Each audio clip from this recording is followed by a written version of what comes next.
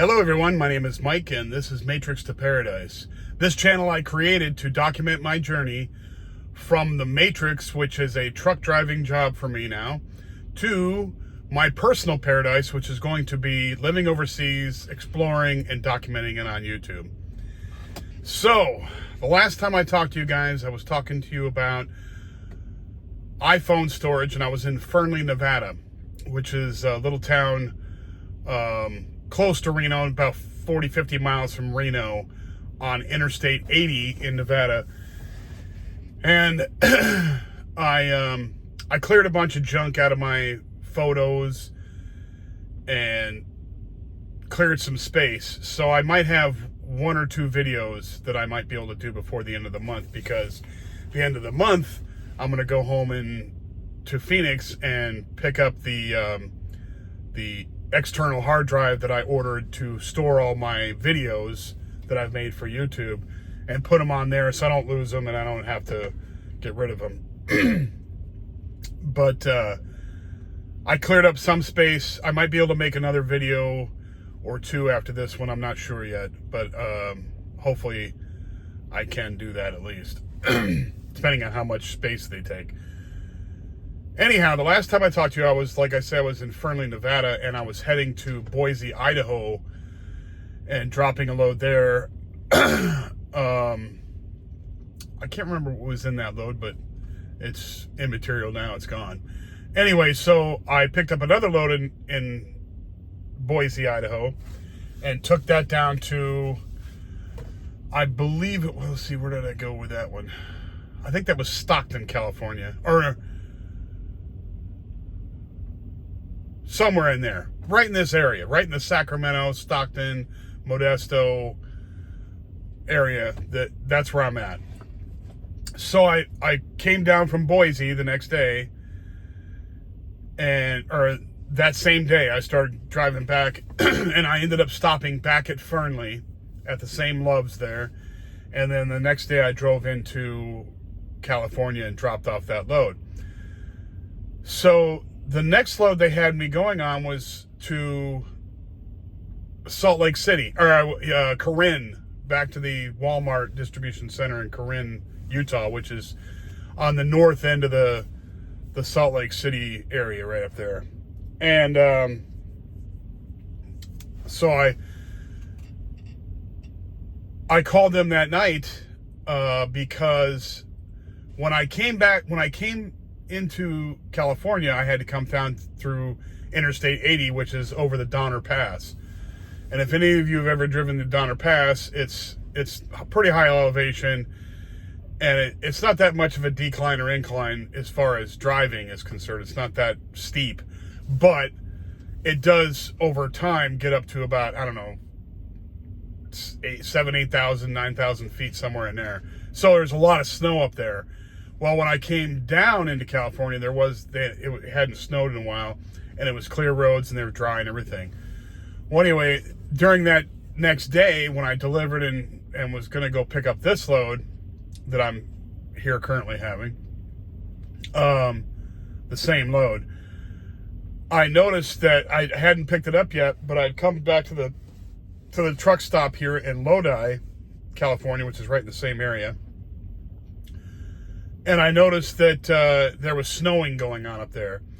And you could check every state you go through, you can check their Department of Transportation and see the road conditions. And California is one of them. Caltrans, they call their DOT here. Anyway, so I checked their site, and sure enough, a storm had come in and blown a bunch of snow up there, and it pretty much shut down the road up there. You couldn't drive up there without chains, and I think they had actually closed it for a while, period, so they could clear off snow and salt the road and stuff. But the snow kept coming down, so they weren't going to allow anybody up there with chains. Now, I drive a semi-tractor trailer. We have chains on the truck, but I don't use chains. I'm not going up there and putting on chains. And the reason why I say this is because if you have to drive, up to an 80,000 pound tractor trailer with a load on the back, the max load, or even anywhere close to that, because a tractor and the trailer empty, okay, the tractor is about 20,000 pounds, and the trailer is about 10,000 pounds empty. So that's 30,000 pounds right there. So if you put in whatever you put in as cargo back there, that adds to that 30,000 base. So, anyhow, I like it better when it's heavy because it steadies the truck out and the trailer out. So if winds blow by, it has less effect on the tractor and the trailer.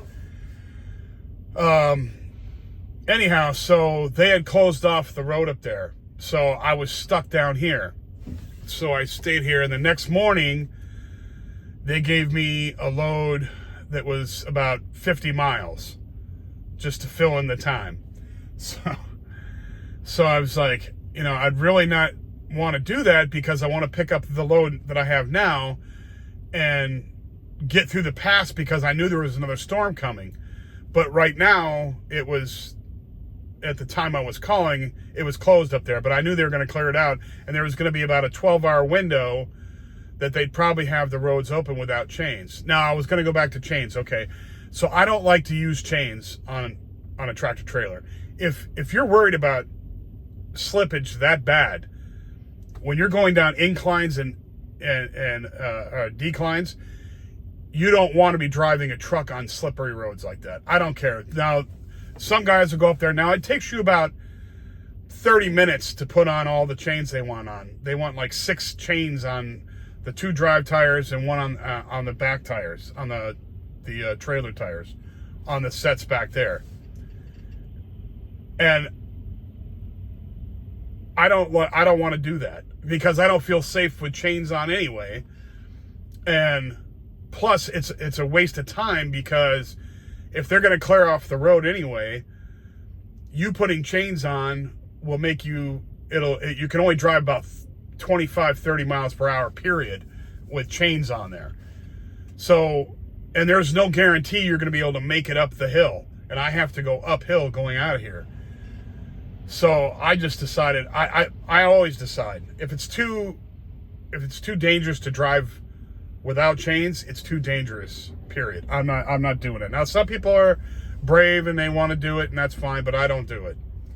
This is my last winter driving trucks, and I am not going to get into some accident sliding off the road up there. And believe me, there's nothing like, everybody knows what it feels like when you lose a little bit of control on the car where it slips and you're like, whoa. With a tractor trailer, times 100 does that scare you. So, and not that I'm a chicken about it. I mean, I probably could get through there, and because I drive very safely and I drive deliberately and slowly. But I just don't want to chance it, And some of the drop-offs up there are thousands of feet. You don't want to, hit the guardrail and flip over and go down this ravine and, I just don't even want to think about it. So it's no load, no paycheck is worth risking your life over. So that's my bottom line for that. And I always told my trainees when I was training, I told them that too. I said, look, you can do it what you want to do. You can do it if you want to do it, put chains on and do that. But I would suggest don't doing it. Don't risk your life. So anyway, and I've talked to a lot of old truck drivers that have been doing this for 30 some years. 20, 30 years and stuff. And they say the same thing. It's not worth it. So anyhow, so they gave me this short load, and I did the short load, and then I drove all the way. This is yesterday. I did the short load, went and picked it up, dropped it off 50 miles away, and I picked it up in, I believe it was Stockton, and I ended up driving to Modesto, I'm sorry, French Camp, California. I picked it up there and dropped off that load in Modesto, which is only about 50 miles. Then I drove over to Crockett, California, which is way over by Oakland, picked up the load I have now that's supposed to go up to the Walmart DC distribution center. So I came back here to Lodi to sleep the night, and I was looking at the weather, and there is another storm going through right now. And if you can see outside, it's down here in the valley, Central Valley area at the foothills. It's raining like crazy out here. Well, it's not raining so hard right now, but it's just sprinkling right now. But it was raining hard before. And you can see the clouds out there. There's the Love Store. There's the fuel lanes there. But you can see the clouds out there, and it's dark. So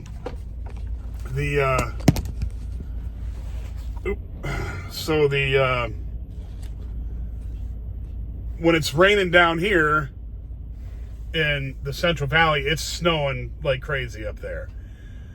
So I'm stuck here again waiting for this to clear out. Luckily, my company will pay you weather pay if you have to spend any time waiting for the weather. So I'm getting paid weather pay right now, which isn't nearly what I'd be making if I was driving, but it's better than nothing. Anyhow, so I'm stuck here in California trying to get the heck out of California and get over the Donner Pass, but winter is, like I said before in the last video, winter's having their last hurrah here. And a couple storms have blown through there, and I don't think this is going to clear out until Sunday or Monday. Hopefully I can get up there tomorrow and get through the pass somehow. Hopefully they have cleaned it off and they they're not restricting people with chains and all that. Now, when they say chains, you got to have chains. That means vehicles too, like just four-wheel vehicles, not just semis. They're talking about any vehicles going up there. They have to have chains on. So it's just not feasible. So I'm sitting here waiting for the weather to break and hanging out here, and I figured I'd make a video and explain to everybody what's going on, if you're interested. And so just sitting here watching YouTube videos and Prime Video and listening to podcasts and doing all that, that's all I'm doing here today. That's just sitting here waiting it out. And it's annoying because I'm trying to get enough mileage so I can make my bonus, and these days that it zeroes out isn't helping that quest at all. And I'm just hoping that I can get out of here tomorrow and mitigate the damage to that, and I can make it up throughout the rest of the month. But we'll see what happens. And I'm not going to cry over spilt milk, but hopefully the weather will kick out and I can get out of here and get back to warmer climes. Anyhow, just thought I'd give a quick update, tell everybody what's going on. I'm sitting here, still on the Matrix, still working on the truck.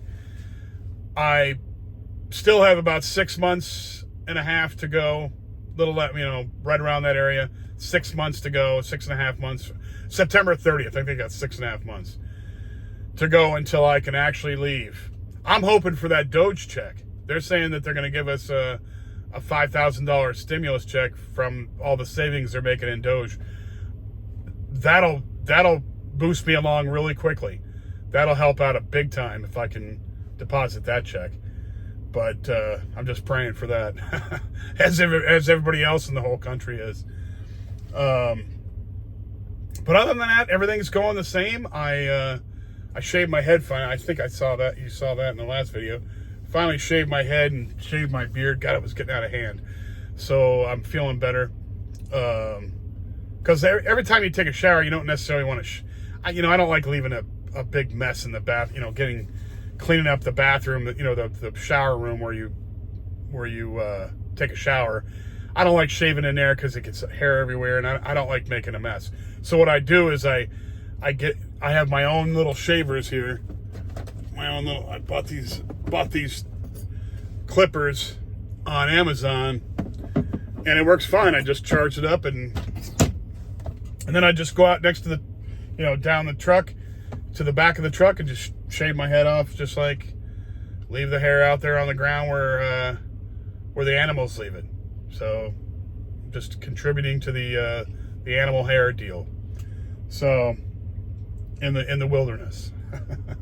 Anyhow, that's all I got for you guys today. I'm just hanging out here and just want to throw in a video, and everything's going great as far as my life is going, but trucking is taking a break right now, and I'm stuck here in Lodi, California. Anyway, if you like the video, please hit the like button and subscribe. That really helps out the channel. If you know anybody else who likes these topics, trucking, escaping the matrix, moving overseas, traveling overseas, slow travel overseas, inspiration for your life, I kind of like go over some of those topics all the time. Or not all the time, but I mean when I can. And please pass it along to people who might be interested in that.